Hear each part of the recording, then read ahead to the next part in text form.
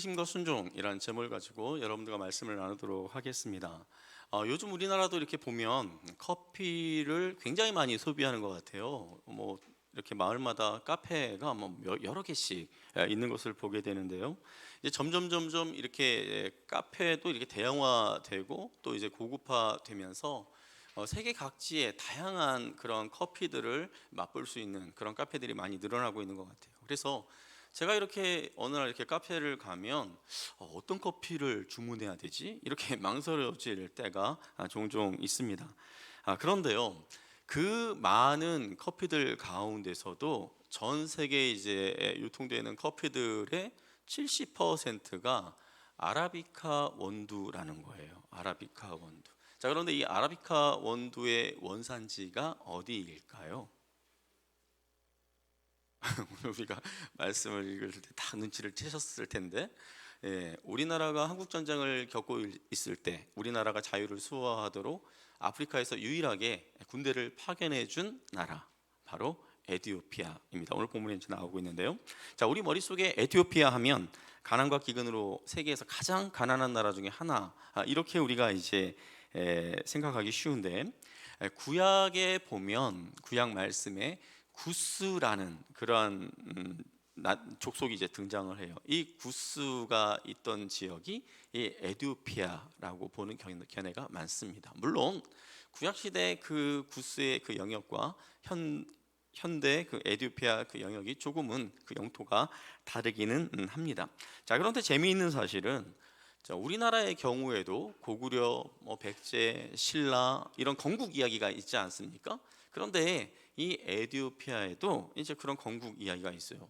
14세기에 쓰여진 이 에티오피아 역사서에 보면 에티오피아 역사서에 나오는 이야기입니다. 성경에 나오는 이야기가 아니라 어떤 내용이 나오냐면 솔로몬과 스바 여왕 사이에서 나온 아들 멜레니크 1세가 이디오피아 왕국의 첫 왕, 초대 왕이라는 그런 내용이 있어요.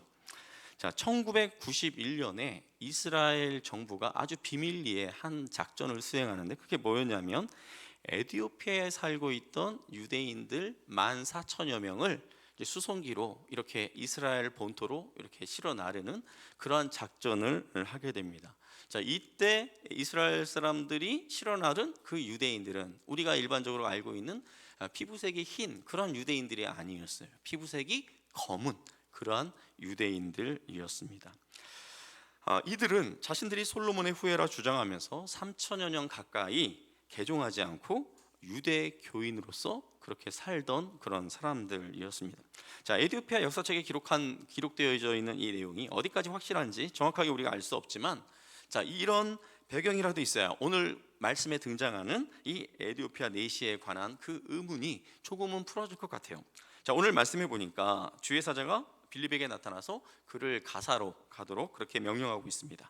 여기 이제 나오는 이 가사는 구약에 보면 우리가 이제 사사기라든지 사무엘서에 보면 블레셋이라는 그런 족속이 나와요. 이스라엘과 치열한 전투를 벌였던 그 블레셋에게 중요한 5개 도시가 있었어요. 자, 에그론, 아스다롯, 그다음에 가드, 가사, 이런 도시들이 있었는데 그 도시들 가운데 하나였습니다. 자, 그런데 그곳에 빌립은 그곳에 가서 누구를 만나게 될까요? 우리 27절 말씀을 같이 한번 읽어보도록 하겠습니다. 일어나 가서 보니 에티오피아 사람 곧 에티오피아 여왕 간다게의 모든 국고를 맡은 관리인 내시가 예배하러 예루살렘에 왔다가, 빌립이 가사로 내려갔을 때 그가 누구를 보게 되었습니까? 한 내시였어요.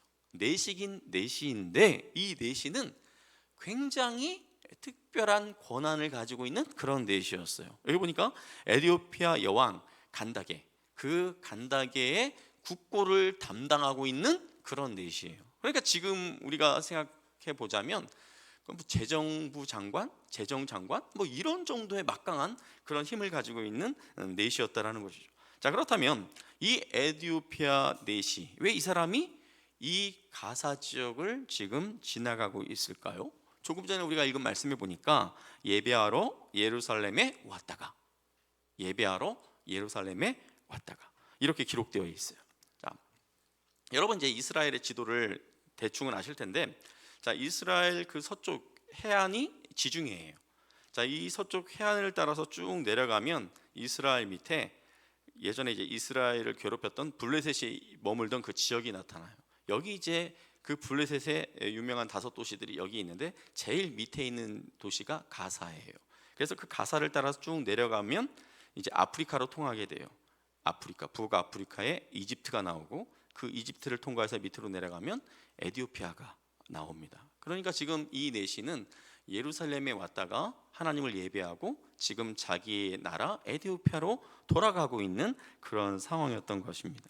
자, 그러면 왜 에티오피아 내시가 예루살렘까지 와서 예배하는 걸까? 뭐 이런 의문이 생기게 되는데, 만일 솔로몬의 후예라고 주장하는 이 사람들이 과거부터 에티오피아에 살고 있었다면 그들도 자기들 스스로를 유대인이라고 생각하기 때문에 유대인들의 특별한 명절, 뭐 오순절이라든지 유월절이라든지 이런 명절에 예루살렘에 가서 예배하는 것이 지극히 당연한 그런 일이에요. 자, 만일 그렇지 않다면 예를 들어서 다니엘처럼 이스라엘이라든지 유다 민족들이 그 아수르나 바벨론에 의해서 이렇게 침략을 당하잖아요. 그러면서 이제 그들이 멸망할 때 이스라엘 백성들 또 유다 민족들이 이제 여기저기 막 이렇게 잡혀가면서 흩어지지 않습니까? 만일에 그때 흩어지는 과정에서 일부의 그 이스라엘 사람들이, 일부의 그 유대인들이 이렇게 흩어지는 과정에서 에티오피아 쪽으로 이렇게 흘러 들어가서 그곳에서 정착해서 쭉 살았다면 그들이 자신들이 이제 유대인이라고 그렇게 살면서 그렇게 이제 정통성을 유지하며 그렇게 보냈겠죠. 그리고 이것도 저것도 아니라면 그냥 토종 에티오피아 그 흑인인데 자기들이 저 유대인들이 믿는 그 하나님, 그 여호와 나도 좀 믿고 싶다, 그렇게 해서 유대교로 뭐 개종했다든지 이런 여러 가지 경우들이 가능한 부분입니다. 어떻게 이 사람이 하나님을 예배하는 자로서 예루살렘에 오게 되었는지 정확하게 우리는 그것을 알 수 없지만, 정확한 것은 이 사람이 예루살렘으로 와서 하나님을 예배하고 돌아가는 길이었다라는 거예요. 자, 그런데 이 사람은 지금 신분이 굉장히 높기 때문에 지금 수레를 타고 있어요. 지금으로 치자면 리무진을 지금 타고 가고 있는 중이에요. 자, 그런데 이 사람이 수레를 타고 가면서 자기 나라로 돌아가면서 지금 뭐 하고 있습니까? 수레 위에서 이사야서의 그 성경 말씀을 읽고 있었다라는 거예요. 자, 그런데 여기 이제 일다에 쓰인 아나기노스코라는 이 헬라어는 어떤 의미를 갖고 있냐면 소리내어 읽는 걸 말해요. 소리내서 읽는 거. 옛날에도 우리나라가 그 뭐 사서삼경이라든지 이런 글을 양반들이 읽을 때 소리내서 읽지 않았습니까? 그러니까 지금 이 에티오피아 내시가 수레 위에서 이사야서의 말씀을 지금 소리내서 지금 읽고 그렇게 가고 있는 중이었습니다. 자, 이런 상황에서 빌립이 수레 옆으로 다가가고 있는 거예요. 자, 29절 말씀을 함께 읽어보겠습니다. 성령이 빌립더러 이르시되 이 수레로 가까이 나아가라 하시거늘. 가사로 가라고 명령했던 이제 하나님께서 이 빌립을 다시 어떤 명령으로 이끕니까? 그 에티오피아 내시가 타고 있는 수레로 가까이 나아갈 것을 명령하고 있어요. 근데 여러분 한번 생각해 보세요. 한 나라의 재무장관 정도 된다고 한다면 아마도 굉장히 많은 수행원들 또 경호원들이 그 옆에 이렇게 따라붙지 않았겠습니까? 그런 상황에서 거의 무명인에 가까운 이 전도자 빌립이 이 내시가 타고 있는 이 수레에 접근한다라는 거 상당히 부담스러운 일이에요. 만일에 거기 이제 빌립이 이렇게 딱 접근하려고 하는데 그 수행원들이, 그 경호원들이 뭐 하는 겁니까? 안 됩니다. 접근할 수 없습니다. 이렇게 단순하게 이렇게 이야기하면 조금 이제 좀 창피하고 말 일이지만 경우에 따라서 그 수행원이나 아니면 경호원들이 테러리스트라든지 아니면 어떤 뭐 자기들을 방해하는 어떤 세력으로 오인해 버린다면 죽을 수도 있는 굉장히 위험한 그런 상황이었던 것이죠. 목숨을 담보로 하는 그런 상황이 돼버린 거예요. 자, 이런 평범하지 않은 상황에서 빌립이 어떻게 대처했는지 우리 30절 말씀을 같이 한번 읽어보도록 하겠습니다. 빌립이 달려와서 선지자 이사야의 글 읽는 것을 듣고 말하되 읽는 것을 깨닫느냐. 여기 보니까 빌립이 달려가서 그러니까 주의 성령께서 그에게 말씀하셨을 때 이 빌립은 선지자 요나처럼 뭐 다른 곳으로 도망간다든지 아니면은 뭐 주저주저 하면서 이렇게 시간을 까먹는다든지 그렇게 하지 않았어요. 즉각적으로 순종하는 빌립의 모습을 우리가 발견하게 됩니다. 자, 그리고 에디오피아 내시가 수레를 타고 그가 읽었던 그 성경의 그 구절들이 이 빌립의 귀에 아마 들렸던 것 같아요. 그 소리를 들으면서 빌립은 지금 저 에디오피아 내시가 어느 부분을 읽고 있구나, 어떤 내용을 지금 그가 읽고 있구나 알아차렸어요. 그러면서 그에게 뭐라고 이야기합니까? 네가 읽고 있는 것을 깨닫느냐? 접촉점을 지금 마련하고 있죠. 자, 그러면서 접근해 갑니다. 결국 에디오피아의 이 내시가 뭐라고 이야기해요? 가르쳐주는 사람이 없는데 내가 이것을 어떻게 깨달을 수 있겠는가? 그렇게 이야기하면서 빌립을 자기 수레로 올라오도록 그렇게 요청을 합니다. 자, 그러면서 이들이 이제 같이 성경을 읽어요. 에디오피아로 돌아가는 그 황량한 사막, 그 광야길 위에 지금 즉석으로 성경학교가 펼쳐진 거예요. 성경학교가 열리게 된 것입니다. 자, 빌립과 에디오피아 내시가 함께 읽은 부분이 어떤 말씀이었는지 우리 32절과 33절 말씀을 같이 한번 읽어보도록 하겠습니다. 읽는 성경 구절은 이것이니 일러스되 그가 도살자에게로 가는 양과 같이 끌려갔고 털 깎는 자 앞에 있는 어린 양이 조용함과 같이 그의 입을 열지 아니하였도다. 그가 굴욕을 당했을 때 공정한 재판도 받지 못하였으니 누가 그의 세대를 말하리요? 그의 생명이 땅에서 빼앗김이로다 하였거늘. 아마 우리 성도님들께서 이 부분을 같이 읽으면서 이 말씀이 구체적으로 구약이 어디에 나와 있는 말씀인지 정확하게 모른다 할지라도 모르실 수 있어요. 그런데 대부분의 성도님들은 이 내용이 지금 무엇에 대한 말씀이겠구나라는 것을 눈치채셨을 거예요. 자, 이게 누구에 대한 말씀입니까? 선지자 이사야가 고난받는 종인 예수에게 장차 700년 후에나 나타나게 오시게 될 그 예수에 대해서 예언하면서 썼던 말씀이에요. 자, 여기 이제 오늘 본문의 말씀이 이사야서 53장 7절 이하에 나와 있는 말씀이에요. 그 구절을 지금 여기에 이제 내시가 읽은 거예요. 그 수레를 타고 가면서. 자, 그런데 우리에게는 어떤 부분이 더 익숙합니까? 이 7절이 아니라 그 앞에 있는 4절부터 6절에 있는 말씀이 더 익숙해요. 4절에 어떻게 시작하고 있냐면 그는 실로 우리의 질고를 지고 우리의 슬픔을 당하였거늘. 우리가 고난 주간마다 늘 이렇게 읽었던 그런 말씀 아닙니까? 자, 이 부분이 우리에게 익숙하겠지만 오늘 우리가 읽은 이 말씀도 예수님의 고난과 관련된 그런 말씀이다라는 것을 우리는 알 수 있습니다. 자, 그러나 이 에디오피아 내시는 예수 그리스도가 이 땅에 오셨다는 이 사실을 알고 있을까요? 아마 모르고 있을 가능성이 커요. 예수 그리스도가 이 땅에 오셨다는 그 사실을 모르는 이 에디오피아 내시가 예수님이 우리의 죄를 위하여 십자가에 달려 죽으시고 또 부활하시고 승천하신 이 사건에 대해서 알 수 있을까요? 아마 몰랐을 거예요. 자, 이것을 모르는 이 내시가 예수 그리스도라는 그 존재에 대해서 알지 못하는 이 내시가 구약에서 이사야가 예언하고 있는 이 내용을 이해한다라는 것은 이해하기 어렵다 정도가 아니라 이해한다는 것 자체가 불가능한 거예요. 자, 그래서 수레에 탄 빌립에게 이 내시가 물어보는 겁니다. 이보시오 빌립 선생, 도살자에게 양처럼 끌려간 이 사람이 도대체 누구입니까? 이 글을 쓴 사람입니까? 아니면 다른 사람을 가리키며 한 이야기입니까? 이렇게 물어본 거예요. 자, 이 질문에 대해서 빌립이 어떻게 반응하는지 우리 35절 말씀을 같이 한번 읽어보도록 하겠습니다. 빌립이 입을 열어 이 글에서 시작하여 예수를 가르쳐 복음을 전하니. 예, 빌립은 지금 이사야에서 말씀하고 있는 이 등장하는 이 인물이 예수님이라는 것을 이 내시에게 가르쳐 줬어요. 그런데 빌립은 그것만 알려주는 것으로 끝나지 않고 그의 대답은 여기서 멈추지 않고 계속해서 이어집니다. 뭐라고 말씀하고 있어요? 이 글에서 시작하여 예수를 가르쳐 복음을 전하니. 자, 그러니까 에디오피아 내시가 던졌던 이 질문을 가지고 이것이 접촉점이 되어서 이 말씀이 접촉점이 되어서 지금 빌립이 이 내시에게 예수 그리스도에 대해서 자세하게 설명해 주었다라는 것이죠.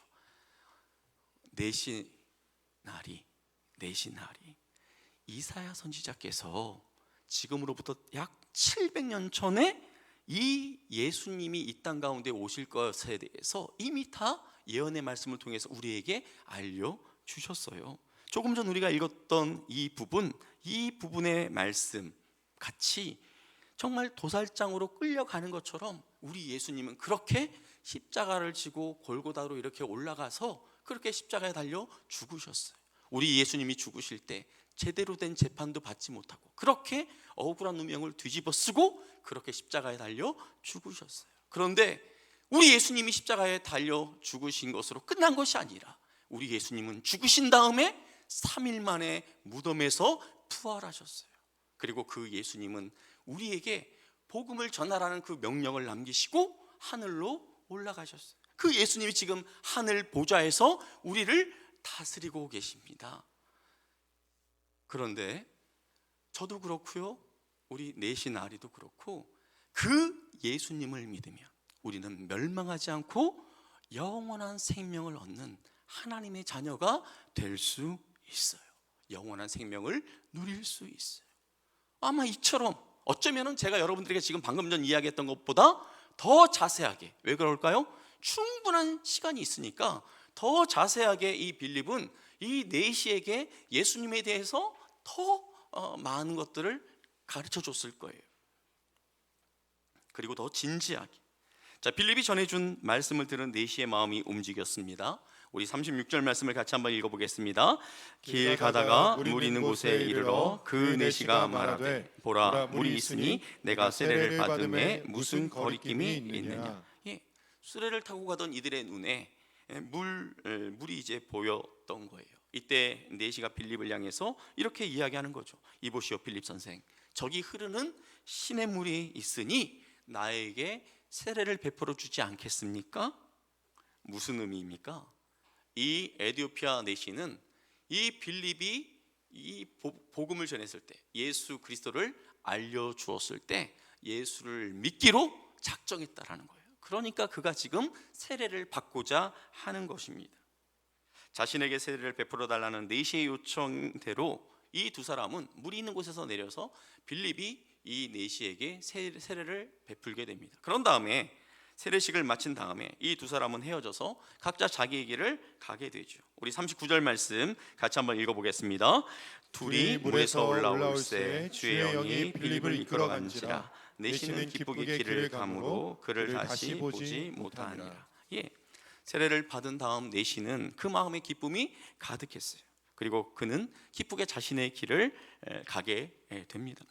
자, 예루살렘으로 올라올 때 그는 유대인으로서, 아니면 그게 아니라면 유대교의 귀한 사람으로 구약에 나오는 그 이스라엘의 하나님을 예배하기 위해서 이 예루살렘으로 올라왔어요. 그런데 그의 고향으로 돌아갈 때 그는 예수에 대한 복음을 듣고 그리스도인이 되어 돌아가게 된 것입니다. 그리고 40절 말씀에 보니까 빌립은 어떻게 됩니까? 다시 성령이 빌립을 이끌어서 아소도라는 곳으로 그를 데리고 가게 됩니다. 여기 이제 나오는 아소도는 아까 제가 이야기했던 블레셋의 5개의 도시 중에 하나인 아스돗을 의미해요. 아스돗. 그래서 가사가 남쪽에, 제일 남쪽에 있는 도시라면 아스돗은 그 위쪽에 있는 도시. 그래서 하나님의 성령이 이 빌립을 다시 위쪽으로 데리고 올라가셨다라는 것이죠. 여러분, 자, 오늘 빌립과 에티오피아 내시의 만남에 대해서 제가 여러분들에게 간단하게 말씀을 드렸는데, 오늘 본문 말씀에서 가장 두드러지게 보여주는 것이 무엇일까요? 어떤 내용이 여러분들 눈에, 여러분들 귀에 두드러지게 이렇게 보여지고 들려집니까? 오늘 말씀을 보면 어떻게 해요? 하나님께서 끊임없이 빌립을 이끌어 가시는 그런 모습을 보게 됩니다. 가사로 가라고 하셨고, 또 그곳에서 또 에티오피아 내시에게 이렇게 다가가도록 그렇게 하셨고, 그곳에서 사명이 끝나자 그를 다시 아소도로 그렇게 이끌어 가시는 하나님의 모습을 우리가 오늘 본문을 통해서 보게 됩니다. 자, 빌립이 에디오피아 내시가 타고 있던 그 수레로 다가가는 순간, 자, 내시가 읽고 있던 그 이사야서의 그 성경은 어떤 형식으로 되어 있을까요? 요즘 우리가 이렇게 갖고 다니는 이 성경처럼 한 권으로 된 성경책이 아니에요. 당시에는 이런 종이가 거의 없기 때문에 주로 이제 양의 그 얇은 그 가죽에다가 이제 글을 쓰게 되는데, 이 성경보다 좀 더 세로 길이가 긴 한 26cm, 27cm 정도 되는 그러한 양피지를 마치 두루마리 화장지처럼 길게 쭉 늘어뜨려 가지고 거기에다가 이제 성경에 있는 말씀을 쓴 거예요. 그러니까 보통 이제 성경책 한 권이 이 양피지 한 9m, 10m 정도 되는, 저 끝에서 저 끝 정도 되는 그 정도 길이인 성경책을 돌돌 말아 가지고 이렇게 돌려가면서 이렇게 봤다라는 거죠. 자, 이 이사야서를 읽고 있던 내시도 마찬가지였을 거예요. 그 성경책을 이렇게 돌려가면서 그가 읽고 있었는데, 마침 그때 이 내시가 읽었던 부분이 어디라는 거예요? 예수님에 대해서, 고난받는 종에 대해서 가장 잘 설명해주고 있는 구약의 그 내용, 이사야서 53장을 그 내시가 읽고 있었다라는 것이죠. 공교롭게도. 자, 이게 과연 우연이었을까요? 내시가 가장 예수님에 대해서 잘 말씀해주고 있는 이사야서 53장을 읽고 있을 그때 빌립이 그 내시에게 접근한 것이 과연 우연이었을까요?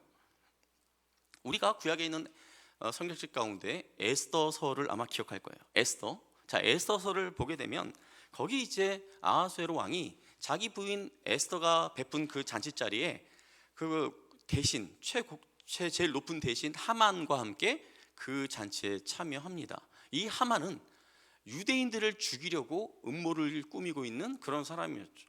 자, 그런데 이 잔치에 참여한 다음에 이제 아하수에로 왕이 자기 방으로 돌아와서는 자야 되는데 잠이 오지 않는 거예요. 자, 잠이 오지 않는 이 아하수에로 왕이 어떻게 합니까? 우리 에스더서 6장 1절 말씀을 같이 한번 읽어보도록 하겠습니다. 그날 밤에 왕이 잠이 오지 아니하므로 명령하여 역대일기를 가져다가 자기 앞에서 읽히더니. 왕이 잠이 오지 않으니까 그 궁중에서 일어났던 일들을 쭉 기록해 놓은 역대일기를 끄집어내다가 읽도록 그렇게 시킨 거예요. 뭐 옆에 있던 뭐 시녀가 읽었든 또 다른 무슨 거기에도 뭐 내시가 있었으면 내시가 읽든 그렇게 읽었겠죠. 그런데 계속 그 역대일기를 읽어줘도 내가 이것을 들으면서 잠을 잘까 생각했는데 잠이 오지 않아요. 그러다가 계속 깨어서 그 일기의 내용을 듣는데 어느 순간 이 왕의 귀에 번뜩 들어오는 내용이 있었어요. 누구에 대한 사건이었습니까? 바로 모르드게에 대한 사건이었어요. 이 모르드게가 어떤 인물이었냐면, 과거 어떤 일들이 있었냐면, 이 아하수에로 왕을 암살하려고 시도했던 그 사람들을 이 모르드게가 고발하는 바람에 그 암살 계획이 무의로 끝나는, 그래서 아하수에로 왕이 죽을 뻔했다가 살아나는 그 사건을 이 아하수에로 왕이 그 역대일기를 통해서 듣게 된 거예요. 모르드게라는 그 이름이 그 귀에 딱 박힌 거예요. 자, 그런데 그 밤 왜 이 아하수에로 왕은 잠을 자지 못했을까요? 잔치집에 갔을 때 아하수에로 왕이 뭐 레몬 주스 마시고 왔을까요? 뭐 자몽 주스, 코카콜라, 포카리 스웨트 이런 거 먹고 왔을까요? 포도주나 이런 술을 마시지 않았겠습니까? 술을 거하게 마셨겠다. 충분히 잘 수 있는 그런 분위기였어요. 왜 그가 잠을 못 잤을까요? 그가 잠을 자지 못한 게 아니라 하나님이 그를 안 재운 거예요. 왜? 그날 밤이 심각한 밤이었거든요. 그날 밤 어떤 일이 벌어지고 있었습니까? 유대인들을 다 쓸어버리려고 했던 이 하만이 자기 눈에 가시 같은 이 모르드게를 그 다음 날 왕한테 허락을 받고 이 모르드게를 높은 장대에 매달아 죽이려고 그렇게 음모를 꾸미고 있었어요. 그러니까 날이 밝으면 이 하만이 왕한테 뛰어들어가서 왕이시여, 폐하, 우리 그 성문을 지키는 그 문지기 가운데 모르드게라는 괘씸한 놈이 있습니다. 이 모르드게가 왕을 향하여 좋지 않은 마음을 품고 있습니다. 제가 이 모르드게를 당장 장대에 달아서 죽이려고 하오니 저의 이 요청을 허락해 주십시오. 이런 마음을 가지고 지금 밤을 준비하고 있는 그런 상황이었어요. 그러니까 모르드게의 입장에서는 굉장히 위기의 그런 밤이었죠. 그런데 이 밤에 하나님께서 그 아하수에로 왕을 재우지 않으면서 누구에 대한 이름을 듣게 합니까? 이 모르드게가 자신을 구해준 그 사건을 기억하게 한 거예요. 듣게 한 거예요. 마치 하나님이 드라마의 연출자라도 되신 것처럼 그렇게 아하수에로의 잠까지도 그렇게 이끌어 가셨다라는 것이죠. 아하수에로 왕으로 하여금 모르드게라는 이름에 집중하게 하신 하나님께서 오늘 말씀에서는 어떻게 하십니까? 에디오피아 내시로 하여금 이사야서 53장에 집중하도록 그렇게 했다라는 것이죠. 완전한 하나님의 이끄심이에요. 결국 이 부분이 빌립이 내시에게 예수 그리스도에 대한 복음을 전하기 시작하는 그 출발점이 되었다라는 것입니다. 자, 그러나 문제는 무엇입니까? 아무리 하나님이 연출을 기가 막히게 그렇게 하셨더라도 액터인 우리, 연기자인 우리가 움직이지 않으면, 연출자인 하나님의 의도에 맞게 순종하지 않는다면 우리의 인생은 하나님의 놀라운 일을 경험할 수 없다라는 것입니다. 최고의 타이밍을 만들어 놨지만 전도자 빌립이 그 상황을 부담스러워하면서 가지 않았다면, 피했다면, 갈까 말까 하다가 그 타이밍을 놓쳤다면 빌립은 이 엄청난 일, 에디오피아의 그 높은 지위에 있던 이 내시가 예수 그리스도를 믿고 예수 그리스도께로 돌아오는 이 놀라운 일을 경험하지 못했을 거예요. 하나님께서 뜻이 계셨다면 이 에디오피아 내시는 다른 누군가를 통해서 구원했겠지만 말입니다. 최근에 여러분들이 이제 동영상들을 이제 많이 보실 텐데요. 뭐 이런저런 다양한 소재의 주제의 그런 영상들이 많이 올라오죠. 그런데 최근에 에즈베리 대학에서 일어난 부흥에 관한 동영상이 요즘 굉장히 핫합니다. 그러니까 6천 명밖에 되지 않는 켄터키주의 한 시골 마을에 이 에즈베리 대학교가 이제 위치해 있는데요. 자, 최근에 이 에즈베리 대학교에서 놀라운 일이 벌어졌어요. 지난 이제 2월 8일 이제 이 학교가 이제 뭐 매 주마다 이제 체프를 드리는 것 같은데 그 2월 8일 체프를 드리고 이제 목사님도 다 가고 이제 예배가 끝났는데 그 강당 안에 한 20명 정도 되는 학생들이 모여서 기도하기 시작한 거예요.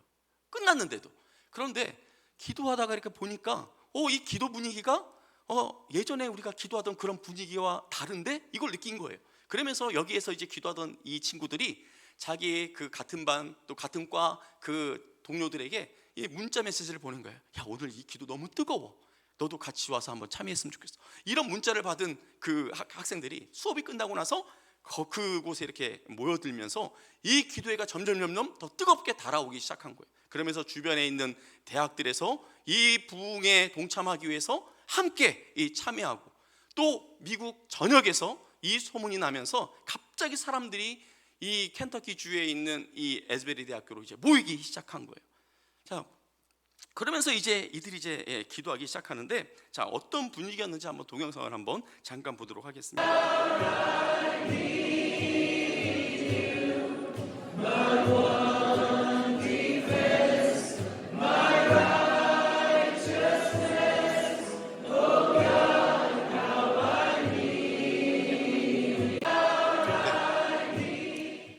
저기 엄청나게 많은 사람들이 모여있는 것 같지만 저 안에는 2,000명밖에 못 들어간대요. 2,000명.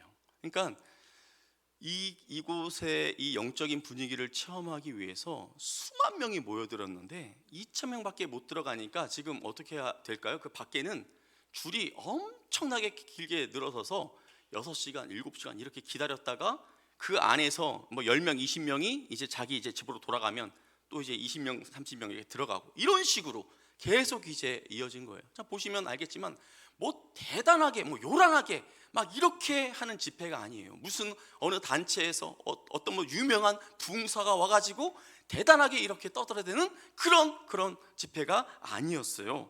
그저 어떤 사람들은 하나님을 높여드리며 찬양하고 또 어떤 사람들은 자기의 죄를 회개하면서 바닥에 무릎을 꿇고 그렇게 회개의 기도를 드리고 또 이제 목사님이 말씀 선포하면 그 말씀 듣고 다시 또 회개하면서 또 하나님 앞에 기도하며 나아가고, 이런 식의 모임이 계속 진행됐던 거예요.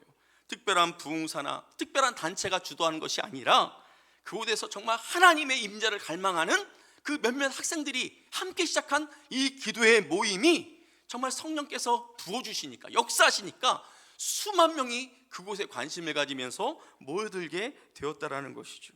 자, 그런데요, 이런 부흥이 일어나기 전에 하나님은 여러 사람들을 사용하셨다라는 거예요.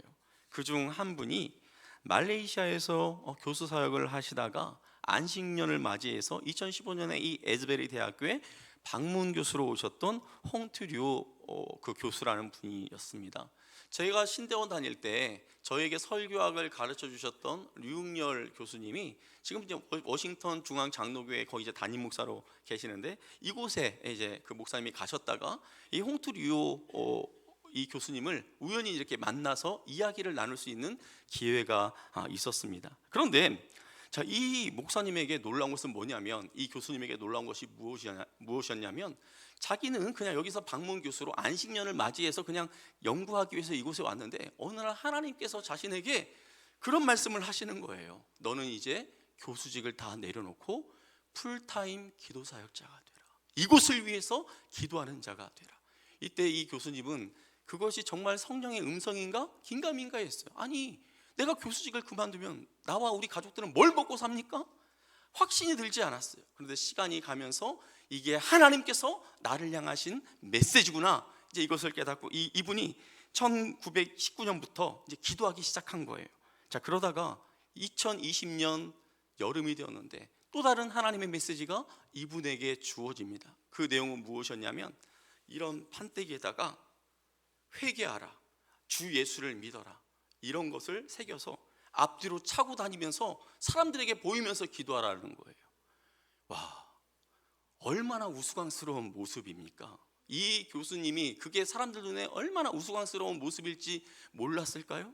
그런데 순종했어요. 그렇게 순종하면서 사람들에게 복음을 전하면서 기도하는 그 상황 가운데서 이 에즈베리 대학교에 놀라운 그 부흥의 역사가 일어난 거예요. 이분뿐만 아니라 또 뒤에서 기도하던 여러 사람들이 있었어요. 이런 기도를 하나님께서 사용하셔서 놀라운 일을 경험하게 했다는 거예요.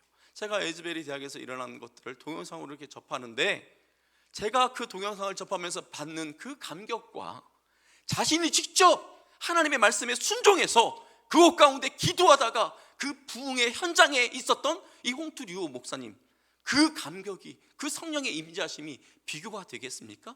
그분이 얼마나 그 순간 감격스러웠을까요? 그것을 통해서 얼마나 하나님의 영광을 경험했을까요?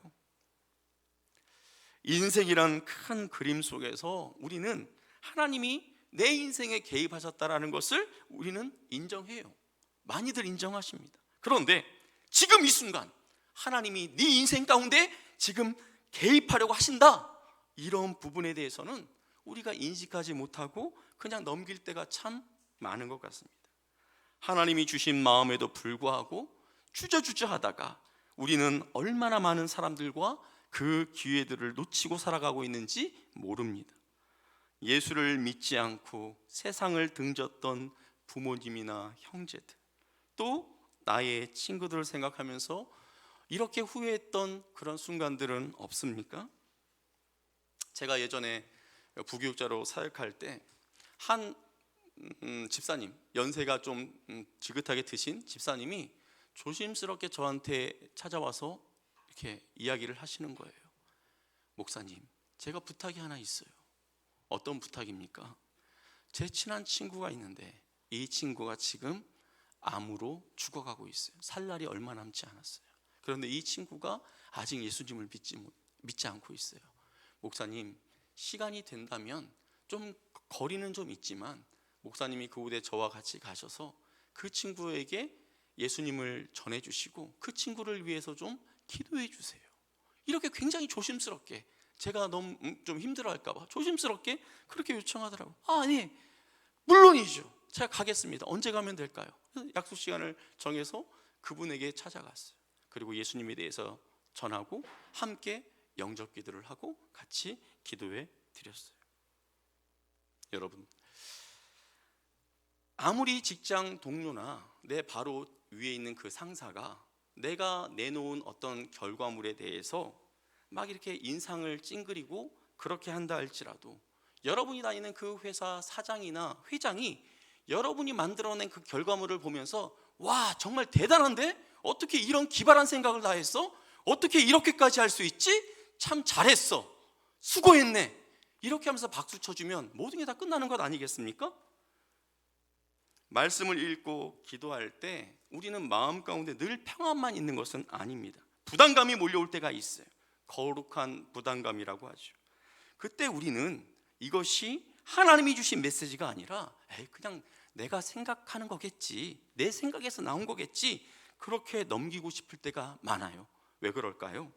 내가 이렇게 할 경우, 내가 하나님의 뜻에 따라 이렇게 할 경우 다른 사람들이 나를 얼마나 우습게 보겠어? 다른 사람들이 나를 어떻게 생각하겠어? 이런 두려움 때문에 그것을 하나님의 사인이라고 쉽게 우리가 이야기할 수 없다라는 것이죠. 우리 사도행전 5장 29절 말씀을 같이 한번 읽어보도록 하겠습니다. 베드로와 사도들이 대답하여 이르되 사람보다 하나님께 순종하는 것이 마땅하니라. 사람보다 하나님께 순종하는 것이 마땅하니라. 사람의 눈치보다 하나님의 눈치를 보는 것이 마땅하니라. 여러분, 하나님 앞에서 부끄러움을 당하는 것을 선택하겠습니까? 아니면 그냥 사람들 앞에서 부끄러움 당하는 것을 선택하시겠습니까? 다시 한번 저와 여러분의 입장을 정리할 수 있기를 바랍니다. 더 이상 목사나 성도님들이 먼 곳까지 문상을 오게 한 것에 대해서 미안해하지 마시기를 바랍니다. 아니, 성도의 부모님이 돌아가셨는데 목사가 거기까지 가서 위로해 주는 거 당연한 거예요. 왜 그걸 가지고 미안해하십니까? 미안해하지 마세요. 그렇지만 나의 부모님이 돌아가실 때, 나의 형제가 이 세상을 등지는데 예수, 그 이름을 붙들고 돌아갈 수 있는 그 기회조차 주지 않은 거에 대해서 미안해 하시기를 바랍니다. 그것 때문에 안타까워 하시기를 바랍니다. 사랑하는 성도 여러분, 우리 교회가 성령의 역사에 대해서 많이 아는 것 좋아요. 성령의 능력에 대해서 많이 이야기하는 것 좋아요. 그러나 성령의 능력과 역사에 대해서 많이 아는 것을 뛰어넘어 성령의 이끌림에 순종함으로 말미암아 성령의 역사를 경험하는 그런 교회가 될 수 있기를 예수님의 이름으로 축복합니다. 아멘.